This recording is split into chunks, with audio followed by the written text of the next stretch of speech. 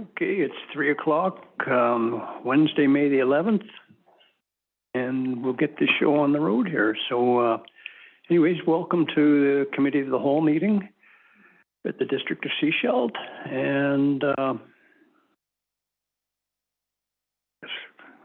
I'd like to call the meeting to order.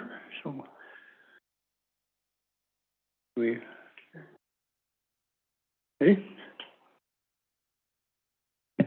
Yeah, okay, so we get a motion to adopt the agenda. First and the second, all in favor? All in favor, we're good. Are there any conflicts for today? Seeing none, we'll move on then. So, how about a motion to receive all the reports and get that out of the way? Okay, first and second, all in favor? Yeah, okay, we're good. So, folks on YouTube can see yourself. Good. Okay, so anyways, we've got no appointments and no delegations.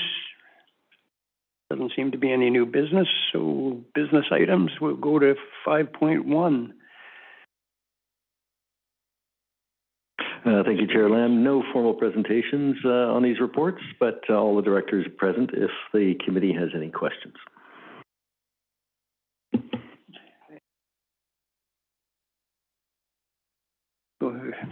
Mayor Siggers.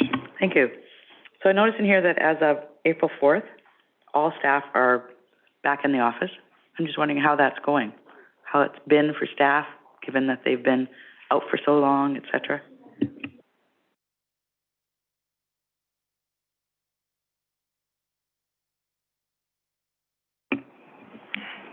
Thank you, Mayor, through Chair. I think people can see me now. So far, the response has been pretty good. Everyone did return to the office. We had a few special requests due to things such as childcare. However, so far it has been working fairly smoothly. I think we will see some challenges as we move into summer months, and we'll have to pivot with different obligations for parents and for people that in the last 2 years have had different arrangements. But we are prepared to do that, and managers are approving employees on a manager-employee basis, so it's not through human resources anymore, and they're using their judgment for that. So the internal equity has been that everyone has the same opportunity, and so far I'd say it's going really well. It's certainly busy. Thank you.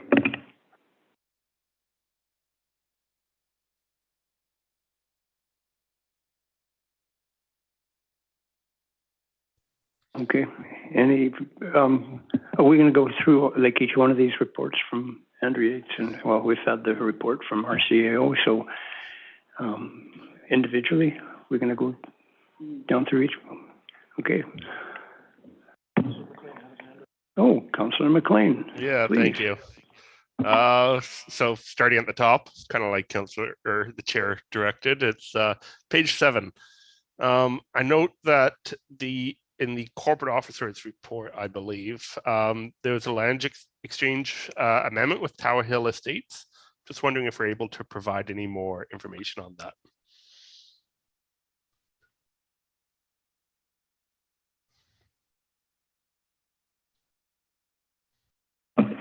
Yes, thank you. This relates to the extension of Emerson Road, and it dates back a number of years, and we are seeing the development underway now. And the premise was to move Emerson Road slightly to the east to provide sufficient buffer to the back of properties that front onto Mason Road. Perfect. I do recall passing that at council. Yeah. I just didn't recognize the name. Okay. Thank you. Right, you betcha. And just, sorry, the screens went funny here. I wasn't sure if we lost you. I will just conclude by saying the intent was to provide buffer to the Agricultural Land Reserve, and it's really a closure of a piece of Emerson, but an opening or dedication of a new piece, so it's more of a land exchange than a road closure.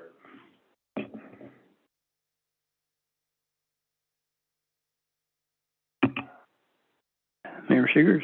Thank you. On page 10, there's a list of the recruitments, and one of them that I know the community is waiting anxiously for is with regards to the RCMP community safety coordinator. I'm wondering if we can have an update. Certainly, and I'm sure that many have heard this before, but with the RCMP, we have to go through the enhanced security clearance process, and that can take anywhere up to 6 months. And so at this present moment, we are waiting on a file from the applicant to then get to the RCMP, and so they're doing a bit of back and forth there. Deborah Reed and I are working on solutions, including we proposed the idea of having our applicant come in and working for the district for the time. However, with the needs of the role, she feels that they would need the enhanced security clearance regardless. So we're still on hold waiting for that role to be filled. So I understand that that's not uncommon. There are so many people that are waiting for security clearance across the country that everybody is trying to expedite, and everybody's in the same boat. Absolutely. And in the last couple of years, it had become a bit quicker, and then with COVID, it has declined again. But I can remember even a decade ago, it was about 9 months waiting for these. So it's always been the case, and just I think with the COVID slowdown, it has increased that again. Thank you.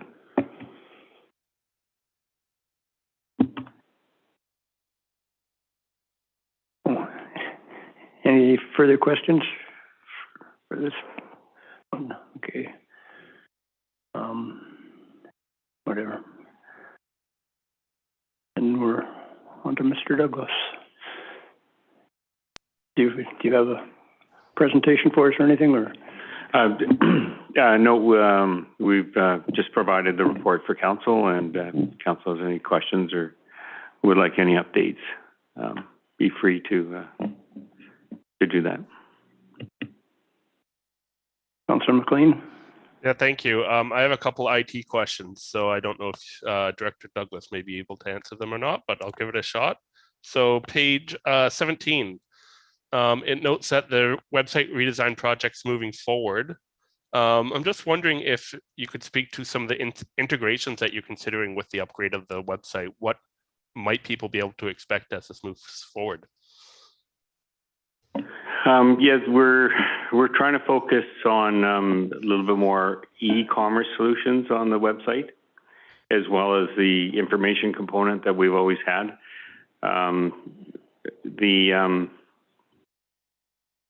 The cloud permitting for building is now on our current website, and it will also transition to the new website. One of the packages that is coming is called e-bids and tenders, and it is for handling procurement. So all procurement would be downloaded through this rather than our current process, which is either a sealed bid with an envelope or by email. And yeah, so we're really focusing on the e-commerce where we can. Okay, thank you. And then another IT question right below that one. It's the network connectivity between our various facilities. Just out of interest, what is being done to improve that? How do you improve network connectivity? So the way we're going to improve it is we're going to have a dedicated line that goes from here to the ops building and to the WRC. So it'll be through a carrier, but it'll be a dedicated fiber optic line that would go to each location. And right now, it just, it's just through internet, that we have connectivity. So we're subject to the flows of other people using the internet. So if it's slowed down, then our connection is slow. But once we have the dedicated fiber optic line, then it'll flow at the same speed as it does internally. And just as a follow-up, that's not considering installing a physical line, it's more just reserving space, or is it we're going to be in the ground putting a line in? Oh no, this is just through our carrier. So TELUS would be dedicating a line for that. Okay.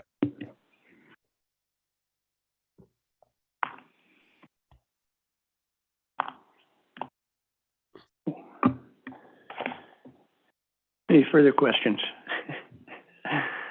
Yeah. Do we, anybody for planning or Alan? No questions for our busy planning department? I'll jump in with the planning one. Okay, go ahead. Middle of page 26. I just want to note that it says inquiries related to the real estate market remain strong. So I'm just wondering, is there further discussion or direction that the planning department would like from council in terms of prioritizing this work, setting up fees, kind of changing how this impacts the day-to-day of the planning department?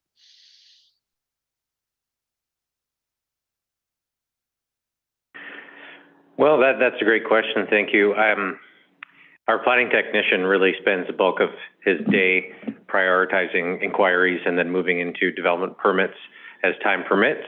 I do find that our development staff spends a lot of time on pre-application meetings. There is value in pre-application meetings to set off on the right foot, but it's counterbalanced with the need for applicants to do some preparation in advance of these meetings and not rely upon the meetings to be the preparation. We do offer 2 pre-application meetings without fee, after which we do start to charge. We have implemented that in the past. That charge can be a credit off of the application fee itself. But it can take a couple of weeks on occasion to find the right staff for a meeting. But we do our best to manage and balance, and are not seeking specific direction at this time. But with the addition of our new senior planning policy planner, we're looking at putting together a package that highlights qualities from the OCP, from the Housing Needs Implementation Report, the Integrated Community Sustainability Plan. It really provides a sense of what we're looking for quality developments in key, particularly downtown areas. Sometimes we'll see a property which we know has bedrock and topographic challenges, that is designated as multifamily, and we'll see a basic R1 subdivision proposal as if the land is flat. And we want to see this enhanced proposal before it comes to us. And this development package we're working on should take a step in the right direction. Thank you. Yeah. Mayor Siggers. Thank you. I like the list of developments that you have in here so the community can actually see what's going on in Sechelt. Some of these never come before council, for example, right? If they're within the delegated authority that we've given to staff, we don't actually see them here, but so this is an opportunity for the community to see them. Can you give us an update on the trellis proposal? Thank you, and I would be pleased to do so. The trellis building permit was ready on March 11th, and it was finally paid for and picked up last Friday. As we noted, work was commencing with in advance of permit in terms of the preparation of the hole. So we were pretty firm on that it was time to move forward, pick up the permit, but it's been issued. It's fully on the books now. I see that forms for the foundation have been erected recently, and it is full steam ahead and on its way. Do you have any kind of idea timeline? Are we looking at 18 months, 2 years? Do we have any idea on that? Great question, and 18 to 24 months would be the timeline that I have in my mind. You know, there's labor shortages, supply chain issues, demand for other kind of services and so forth that are beyond the control of district planning, building, engineering staff, but that's probably a good estimate, yes.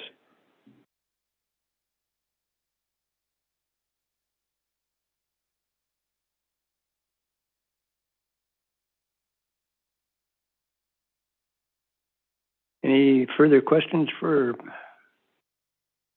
our planning department? Okay. How about Mr. Dillon? You've been a busy boy today, so any questions for you? Any more questions for you for today?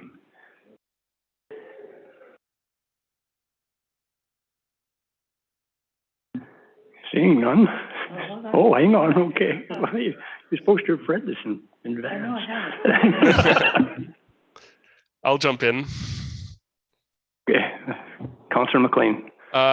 So I was busy looking for my note. I can't recall which page it is, so I apologize. It was about the number of streetlight requests.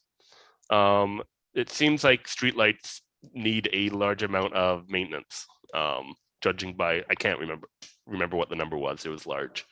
So that just brought me back to the question, how many streetlights should we be installing?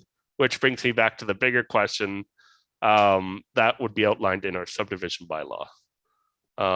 So do you have any updates on how we're moving forward with that and kind of addressing that big question, should we continue to install streetlights everywhere? Thank you for the question through the chair.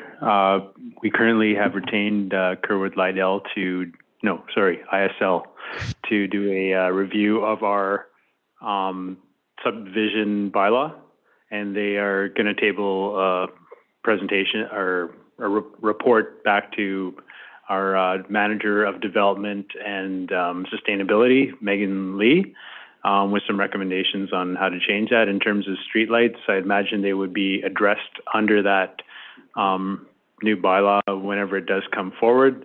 Right now, there's inconsistent application of streetlights throughout the district, and we do have a dark sky policy that guides some of this.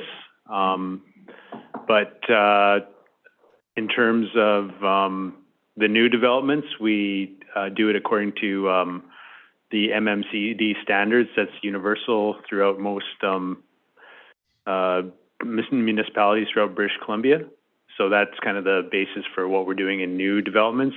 In terms of the older ones, citizens can petition for removal or addition of streetlights, and we can look at those on a case-by-case basis. Thank you. And just as a follow-up, just recognizing that this has been a long-standing project to develop that subdivision bylaw, how does that compete with the need or the desire to start the transportation master plan? Because those are two large plans in a similar scope of my mind.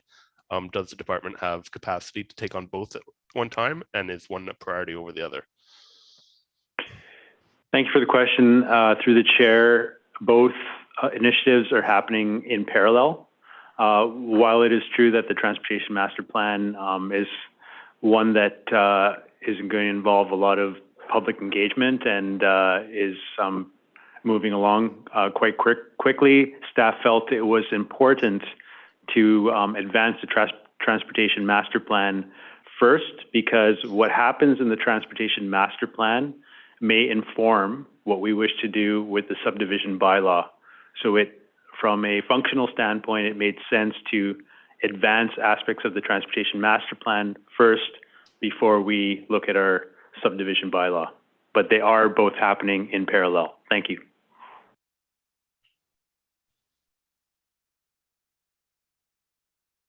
Mayor Siggers.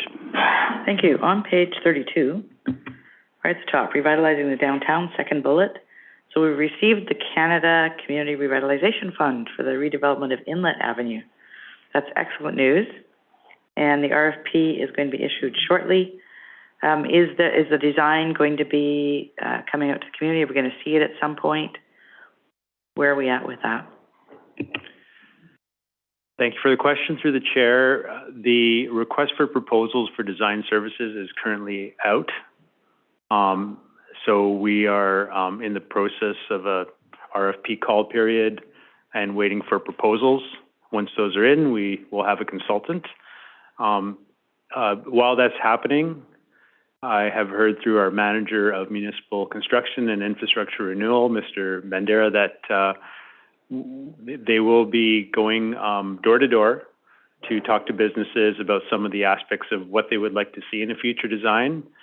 And I believe representatives from the Sechelt Business, Downtown Business Association will be accompanying our manager on tours of those buildings. So there will be engagement opportunities for businesses and residents as we move forward, but we are at the very early stages of this project. Thank you.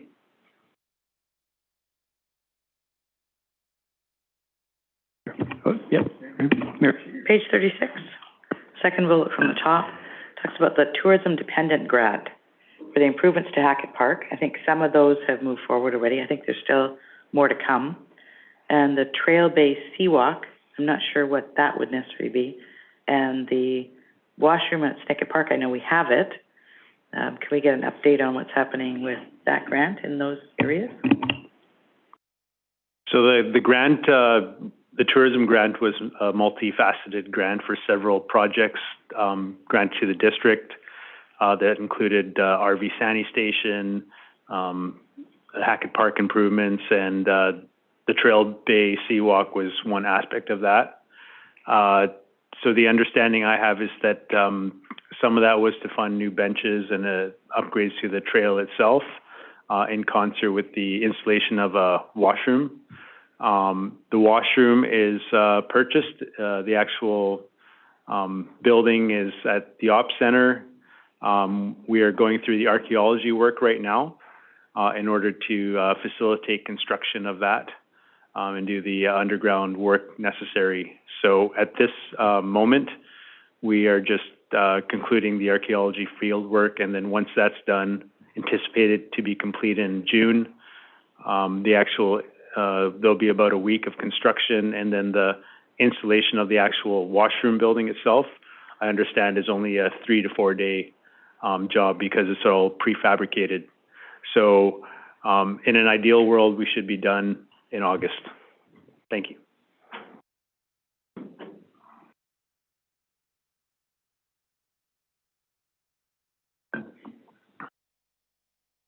Any more questions? Oh, Councillor Toth. Figured I better get a few words in here while I got a chance. I actually don't have any questions. I just wanted to say thank you to all the staff. It's because of the increased level of detail that's in these reports that I don't have questions for staff. Councillor McLean picked up on that one development, that road swap that I had notes for, but otherwise I'm good. And thank you for all the information.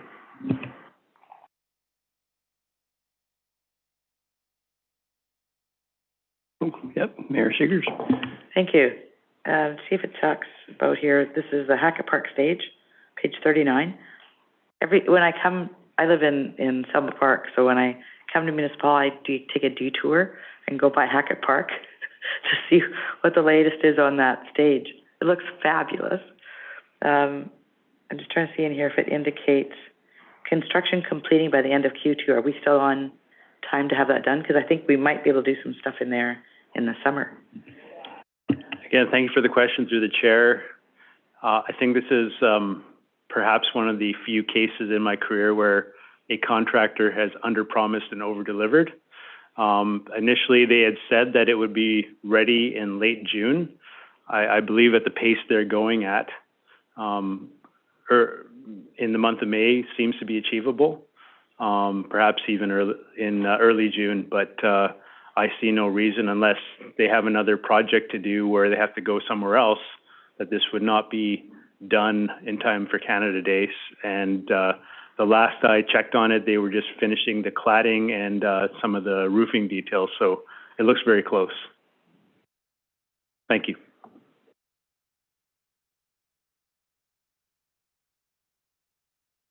Councillor McLean. Yeah, just as a follow-up to that question, have we considered moving the summer music series to the Hackett Park stage for this summer, or would that be a future decision?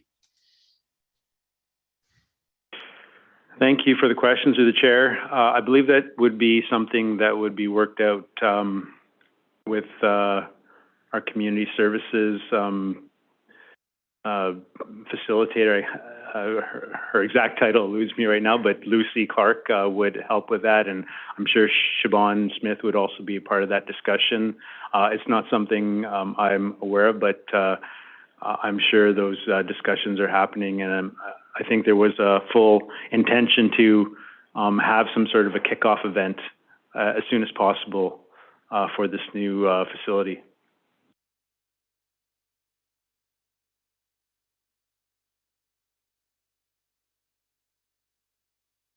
Okay. I guess we're ready to motion to adjourn. First, yeah, second, yeah, all in favor? Yahoo. Okay. So, any questions from the gallery?